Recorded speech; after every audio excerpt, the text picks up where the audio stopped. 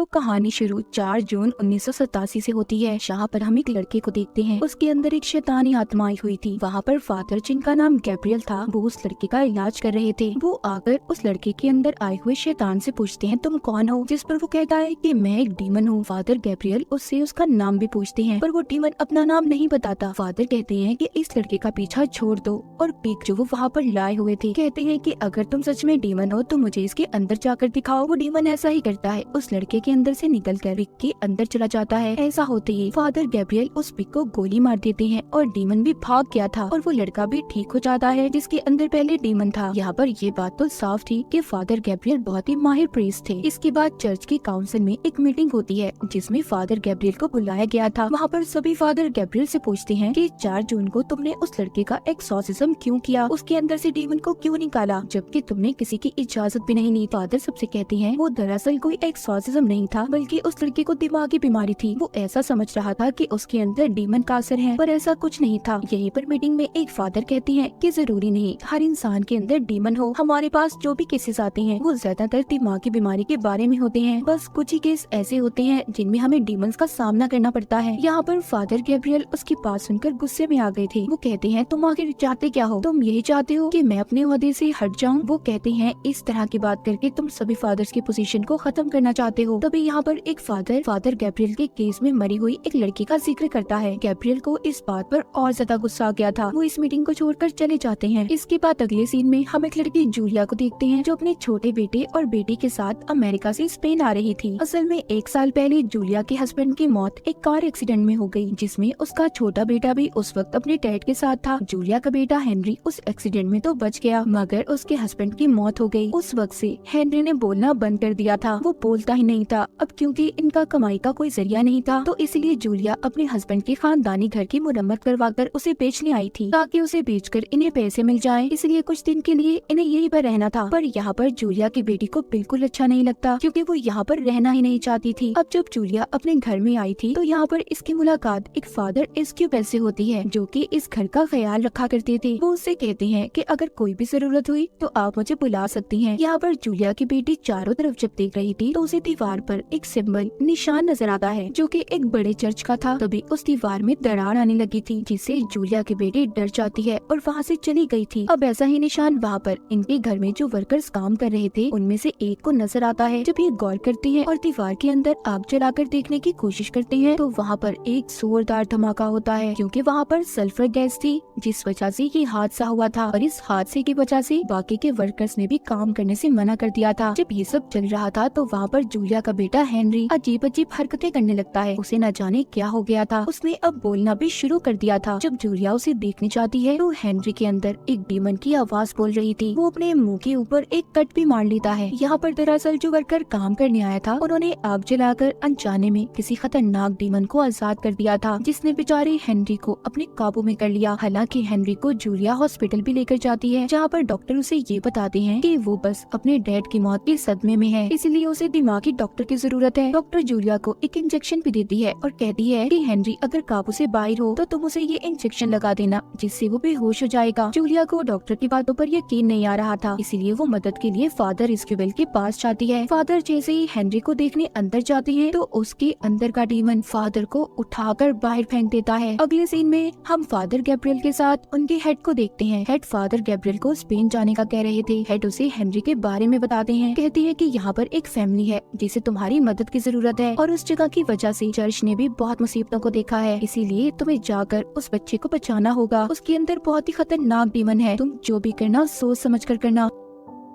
Father Gabriel अब अपने head के कहने पर जूलिया के घर पर पहुंच जाते हैं, पर वो इस बात पर हैरान थे कि हेनरी के अंदर जो डीमन है उसने चर्च का क्या नुकसान किया था। फादर गैब्रियल अब जूलिया से कहते हैं कि मैं हेनरी को देखना चाहता हूँ। जब ये उसके पास जाते हैं तो हेनरी के अंदर का डीमन उन्हें देखकर हंसने लगता है और कहता है आ जाओ, मैंने तुम्हें यहाँ पर बुलाना था। फादर गैब्रियल तभी उसे एक निशान दिखाते हैं, जिससे हम हेनरी की आंखों में डीमन की आंखों को भी देख पा रहे थे। जब वो उससे उसका नाम पूछते हैं तो डीमन अपना नाम बताने से मना कर देता है। यहाँ पर हेनरी के अंदर का डीमन गैब्रियल को डरपोक कायर बुलाता है। दरअसल गैब्रियल पहले आर्मी में था, पर एक जंग में वो लड़ाई से हट गया, मगर इस बात से गैब्रियल को कोई फर्क नहीं पड़ रहा था। तभी हेनरी अपने मुंह से एक मरा हुआ परिंदा निकालता है, जो देखकर गैब्रियल थोड़ा परेशान हो गई थी। वो बाहर आकर एस्क्यूबेल और जूलिया को बताते हैं कि हेनरी के अंदर कोई बहुत ही खतरनाक डीमन है, जो बहुत ज्यादा ताकतवर भी है। उसका एक्सॉर्सिज्म, उस पर जादू करना आसान नहीं है, और अगर हमने जल्दी कुछ न किया तो हेनरी की जान को भी खतरा हो सकता है। फादर गैब्रियल बताते हैं कि हेनरी को अपने डैड की मौत का सदमा था, जिसका फायदा डीमन ने उठाया, पर ये समझ नहीं आ रही थी कि डीमन हेनरी के अंदर आकर आखिर करना क्या चाहता था। उधर डीमन जूलिया की बेटी को भी डराता है। उसके मरे हुए डैड यानी कि जूलिया के हस्बैंड की आवाज में वो सिर्फ फोन पर बात कर रहा था। यहाँ पर डीमन ने अपना काम करना शुरू कर दिया था। उधर एस्क्यूबेल और गैब्रियल मिलकर हेनरी का एक्सॉर्सिज्म करने की तैयारी कर रहे थे। जब ये दोनों उसके पास जाते हैं तो डीमन इन्हें इनकी पिछली जिंदगी के बारे में बताता है। वो गैब्रियल से कहता है, तुम्हारी वजह से एक लड़की की जान गई, और एस्क्यूबेल से कहता है कि तुम प्रीस्ट हो ना, फिर भी गलत काम करते हो। ये बात सुनकर एस्क्यूबेल हेनरी का गला दबाने लगता है। गैब्रियल उसे रोकता है, इस वजह से इनका एक्सॉर्सिज्म भी पूरा नहीं हो पाया था। अब बाहर आकर एस्क्यूबेल अपनी कहानी गैब्रियल को बताता है। कहता है कि मुझे एक लड़की से प्यार हो गया, पर वो नहीं जानती थी कि मैं एक प्रीस्ट हूँ, और हमारे बीच बहुत कुछ गलत हुआ, पर जो मुझे एहसास हुआ मैंने उसे छोड़ दिया और अपनी जिंदगी प्रीस्ट बनकर गुजारने का फैसला किया। इसलिए वो डीमन मेरी कमजोरी का फायदा उठाना चाहता है। उसे फादर गैब्रियल को अपने दिल की बात बताकर काफी अच्छा हल्का महसूस हो रहा था। अब बारी थी गैब्रियल की। वो बताते हैं कि जब जंग के दौरान मेरे सारे साथी मर गए, तब मैंने प्रीस्ट फादर बनने का फैसला किया। मेरे पास तब सबसे पहला केस एक लड़की का आया। उसको किसी डीमन ने अपने काबू में किया हुआ था, पर मुझे लगा कि वो दिमागी तौर पर पागल है, पर ऐसा नहीं था। उसने मेरे सामने एक परिंदे को भी खा लिया। इसीलिए तो जब हेनरी ने अपने मुंह से मरे हुए परिंदे को निकाला तो मैं डर गया था, और वो लड़की बाद में छत से कूद गई, जिस वजह से उसकी मौत हो गई। मुझे आज तक यही लगता है, अगर मैं उसकी बात को मान लेता और उसमें से डीमन को निकाल देता तो आज वो जिंदा होती। इसीलिए अब फादर गैब्रियल एस्क्यूबेल से कहते हैं कि तुम्हें हेनरी पर नजर रखनी होगी, और खुद यहाँ पर उस डीमन के खिलाफ सबूत ढूंढने चले जाते हैं, जहाँ पर उन्हें इसी घर में एक कुआं मिलता है, जिसके ऊपर चर्च के निशान की सील लगी हुई थी, जिसको हटाने से फादर गैब्रियल को बहुत सारे कंकाल ढांचे नजर आते हैं। उधर दूसरी तरफ हम चर्च में गैब्रियल के हेड को देखते हैं, जो बैठे एक किताब को पढ़ रही थी, जिसे पढ़कर उन्हें ये बात पता चलती है कि वहाँ पर जो डीमन है वो बहुत ताकतवर है। वो एक ही वक्त में बहुत सारे लोगों को पोजेस्ड अपने काबू में कर सकता है। इसी किताब को पढ़ते हुए हेड की तबीयत भी खराब हो रही थी। उधर हेनरी के अंदर का डीमन, जो कि एस्क्यूबेल को चालाकी से अपनी मदद के लिए बुलाता है, जब वो उसके पास जाता है तो उसने उसका कान काट लिया था। साथ ही वो जूलिया की बेटी को भी दूर फेंकता है, और जूलिया को बेड पर फेंककर उसका गला घोटने लगता है। जब इन सब के बारे में गैब्रियल को पता चला तो वो वहाँ पर आकर सबको बचाते हैं। अब वो एस्क्यूबेल को लेकर उसी जगह पर जाते हैं जहाँ पर उन्होंने कंकाल को देखा था। फादर गैब्रियल एस्क्यूबेल को बताते हैं कि जब जूइस क्रिश्चियन में बदले तो उस वक्त जिन्होंने इनकार किया, सजा के तौर पर उन्हें इस जगह पर बंद कर दिया गया था। अब ये दोनों अंदर जाते हैं, जहाँ पर इन्हें वैसा ही निशान वाला दरवाजा मिलता है, जैसा निशान पहले जूलिया की बेटी ने भी देखा था। जब वो उस दरवाजे को खोलते हैं तो अंदर जाने पर उन्हें बहुत से स्केलेटन्स, कंकाल मिलते हैं, जिनमें से एक कंकाल एक पिंजरे में बंद था। उसके हाथ में अंगूठी थी, वो एक प्रीस्ट का कंकाल था। वहीं पर इन्हें एक और दरवाजा मिलता है, जिसकी चाबी इन्हें पिंजरे में बंद कंकाल के पास से मिली थी। वहाँ आगे जाकर इन्हें दुनिया के सबसे बड़े प्रीस्ट का कंकाल भी मिलता है। तो गैब्रियल यहाँ पर एस्क्यूबेल को बताते हैं कि यहाँ पर एक बहुत ही खतरनाक डीमन ने एक साथ बहुत से इंसानों को पोजेस्ट किया, जिनका एक्सॉर्सिज्म उस वक्त यहाँ पर किया जा रहा था, मगर वो शैतान डीमन किसी के काबू न आया, और उसी ने इन सब का ये हाल किया।